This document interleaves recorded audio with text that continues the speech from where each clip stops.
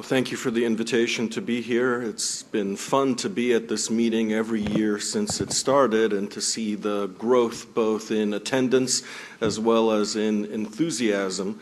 And I'm going to talk today about novel approaches for relapsed and/or refractory multiple myeloma, because despite the close shave that Rafael Fonseca thinks that everybody needs, which I don't necessarily agree with, nonetheless, patients are going to be relapsing, and we do need additional therapies.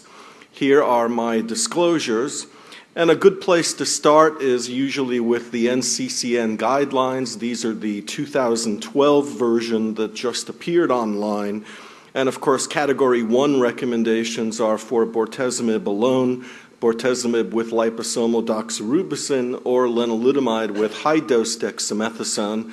And I'm going to go through just one slide on each of those and then show you some updates from ASH about maybe things that we will be doing in the future and also some things that we may not be doing in the future. In terms of bortezomib alone, of course, there's the APEX study led by Paul Richardson that showed that single-agent bortezomib was superior to dexamethasone. And we do have data showing that retreatment with bortezomib, if patients were exposed previously, is a reasonable option as well, as long as their disease was relatively responsive. This was the study that led to approval of bortezomib with liposomal doxorubicin, where it was shown to have a better time to progression compared to bortezomib. And originally, the final overall survival analysis on this trial was planned for 2011.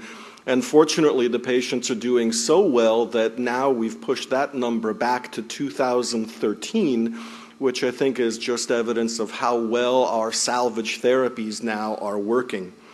And here are data about the two studies that led to the approval of lenalidomide with high-dose dexamethasone, which were phase 3 studies comparing them to dexamethasone alone, which showed a much better progression-free as well as overall survival. We do need new therapies because as we move some of these drugs up front, we need to do something for patients, especially if they have refractory disease to agents like bortezomib and lenalidomide. So two studies that were presented at ASH, which did not unfortunately result in very positive data, were the VANTAGE studies. One of them was a phase 3 study comparing bortezomib to bortezomib with vorinostat, and this showed that indeed the combination was able to induce a higher overall response rate, as you can see, 56% versus 41%, and a little bit of an increase in complete responses as well. But progression-free survival, although the p-value was quite significant, showed less than a 1-month difference. And overall survival, at least as of the presented follow-up, was not different. And this was in the face of a substantial increase in adverse events, including more thrombocytopenia in particular, more GI effects, and a substantial increase in fatigue. So this will be a combination that I think may be evaluated by the FDA, but certainly right now the data don't look like a slam dunk. Another study that was performed with the same combination was for patients who were relapsed or refractory, and again, combination with bortezomib and oral vorinostat given for 14 days. And here, the overall response rate with refractory disease was a little bit lower at 17%, which was 31% if you included minor responders, and the duration of response was about 6 months, with a progression-free survival of about 3 months and an overall survival of about 11.2 months. And if you compare that to Shaji Kumar's data, which showed that patients in the relapsed and refractory setting now had a median overall survival of about 9 months, you can see that the benefit may be there, but if it is there, it's relatively modest. Fortunately, other agents in this setting have shown more positive data, and one of them that certainly looks like it's on the cusp of approval is carfilzomib, And there was an update at this year's ASH of the 004 study, which was a phase 2 trial of single-agent carfilzomib in patients with relapsed and or refractory myeloma. There were 2 separate cohorts here. The first one treated everybody at 20 milligrams per meter squared. The second one treated folks with 20 only in cycle 1, and then later escalated the dose to 27 milligrams per meter squared because of data suggesting that higher doses could in fact be well tolerated. Here is the activity for the 2 different dosing regimens. You can see that the overall response rate with PR or better is about 42% for cohort 1 and 52% with the higher dosing, although the numbers are small and it's not a randomized study. And then complete benefit response rate or clinical benefit response rate was 59 and 64% as well. I think very encouraging was the response durability. You can see the duration of response was 13 months for the lower dose cohort and hadn't yet been reached for the median value in the higher dose cohort, and time to progression was 8.3 versus, again, not yet reached. So the higher dose level does appear to translate into a slightly better response rate, but also what looks like a substantially better response durability. And that's shown in part in this graph, which looks at progression-free survival, where the blue or higher dose curve is doing much better than the other lower dose curve. One of the encouraging things about carfilzomib is that unlike bortezomib, the rate of treatment emergent neuropathy is quite low. You can see the rate is on the order of 15 to 20%, which is about half of what you would expect with bortezomib. And very encouragingly, almost all of those are grade 1 or 2, with virtually no episodes of grade 3 or 4 neuropathy, which of course are the most significant and most difficult to deal with. There are other proteasome inhibitors that are entering the relapsed space, and one of them is a drug called MLN 9708, which is now called exosomib. It doesn't quite roll off the tongue very easily. But the advantage of this drug is that it's an oral agent, unlike the other proteasome inhibitors that have been tested, which so far are being given only intravenously. And this is a large study which incorporated a number of different cohorts, including some that were relapsed and refractory, some that were bortezomib relapsed, some that had not seen any proteasome inhibitor, and did intend to take some patients who had prior carfilzomib. Dose-limiting toxicities are shown here. In general, the drug was tolerated with the kinds of side effects that you would expect from either bortezomib or from carfilzomib. Like carfilzomib, it had a low rate of neuropathy. Unlike either bortezomib or carfilzomib, one of the more common effects seemed to be rash of various types, and there seems to be a slightly increased risk of GI toxicity, perhaps again because this is an oral drug and therefore absorbed through the GI system. As I mentioned, peripheral neuropathy was relatively low, although the numbers of patients here are still relatively small, so I think one has to be a little bit careful in making conclusions too strongly. And here you can see that there were substantial responses, including very good partial remissions and partial remissions as well. And this drug is continuing onward in combination with lenalidomide and dexamethasone for both the relapsed setting as well as the upfront setting in large phase 3 trials. In addition to next-generation proteasome inhibitors, there also are next-generation immunomodulatory drugs on the way, and one of them is pomalidomide. And here's a study from Paul Richardson that looked at pomalidomide in a phase 1 and 2 setting, which initially was with pom alone, and then later on dexamethasone could be added. Here are the response rates in the phase 2 setting. You can see that about 100 patients were treated in the 2 arms.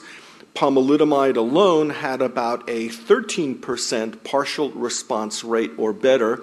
This is in patients who were refractory to both bortezomib and lenalidomide.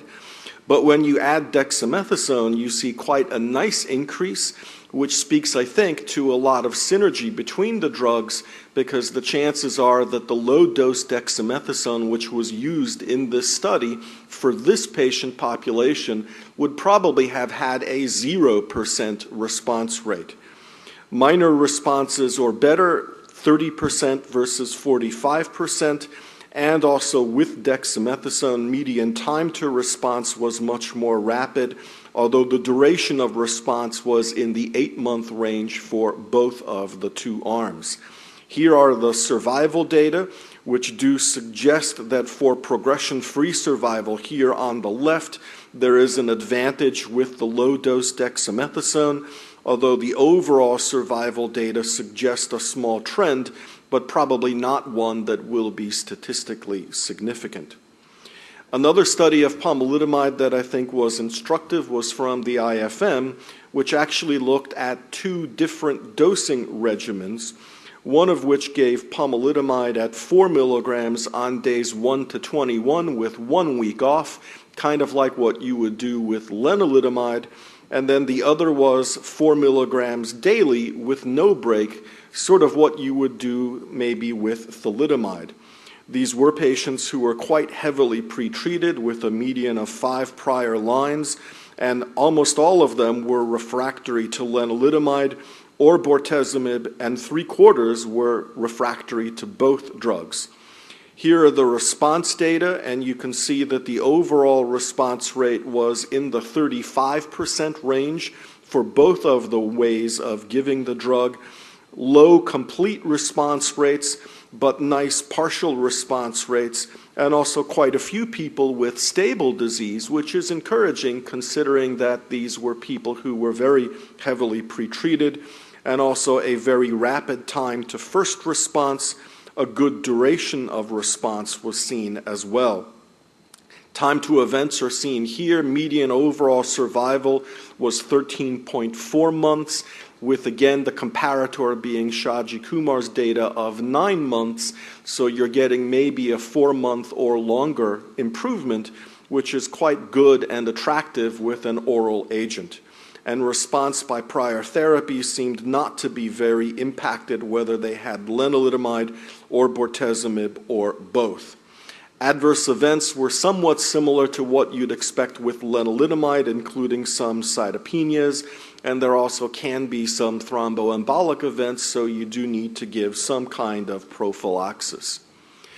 One of the other drug classes that I think is quite exciting are monoclonal antibodies. So far, we haven't had any of those to play with in myeloma, and they've been certainly great benefits to our colleagues who treat lymphoma patients as well as leukemia patients. But it looks now like maybe elotuzumab will be hopefully the first antibody to be approved. And this is a study that was done by Paul as well as Sagar Lonial looking at elotuzumab with lenalidomide and dexamethasone using the standard len-dex combination with elo given once a week in cycles 1 and 2 and then every other week after that. You can see here in 2 different dose levels that the overall response rate was 92%, actually higher with the lower dose level than it was with the higher dose, although again the number of patients is relatively small, and about 10 to 15% had a complete remission, with another 30 to 40% having a very good PR, rapid time to response, and rapid time to best response. And as you probably know, this is now going forward in a phase 3 study comparing len-dex to elotuzumab len-dex, and progression-free survival is quite nice here with a very good adverse event profile. The only difference from len-dex is that there are some infusion-related effects with elotuzumab, although most of those can be adequately treated with corticosteroids, and those can include, in terms of adverse events, things like nausea, headache, and dyspnea. One combination that you can do right now, hopefully, that you don't need to wait for a new drug approval is the combination of lenalidomide and dexamethasone with bendamustine. And this was a study done by Suzanne Lynch, where bendamustine was given on days 1 and 2 of every 28-day cycle, and she determined that 75 milligrams per meter squared, along with lenalidomide at 10 milligrams, was the most appropriate therapy. And you can see an overall response rate of 50%, with 90% of patients having stable disease or better. It's a small group of patients, but nonetheless it may be worth following up on and maybe trying this in your own practice. The main problem, though, that we have is because of increasing use of consolidation as well as maintenance therapy, we're going to be seeing patients that are more and more often going to be refractory to bortezomib and lenalidomide, as opposed to relapsed to bortezomib and lenalidomide, because they're going to be on some kind of continuous therapy. And I've referred to Shaji's data a couple of times before, but here you can see that this group of patients who are refractory unfortunately represent a high-risk patient population with poor long-term outcomes.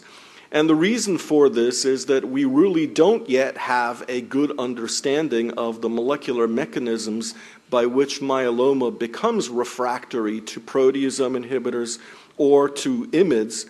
And although there have been some models that were developed in the laboratory that suggested that beta-5 subunit mutations may be involved, those have not been confirmed in patients. I think, though, that fortunately the times when we didn't understand the mechanisms are changing, and here are some data that were presented at ASH looking at novel mechanisms of bortezomib resistance. And this was from our laboratory group, which showed that upregulation of IGF-1R was by itself sufficient to induce drug resistance to bortezomib.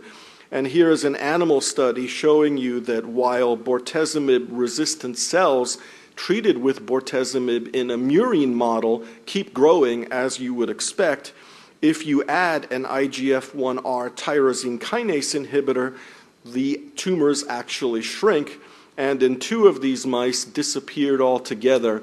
So we're now pursuing therapy in combination with OSI 906, and the interesting thing is that we can, of course, determine IGF-1R levels just by plain old facts, and we're hoping that that will be a biomarker of bortezomib refractoriness, which we can use clinically.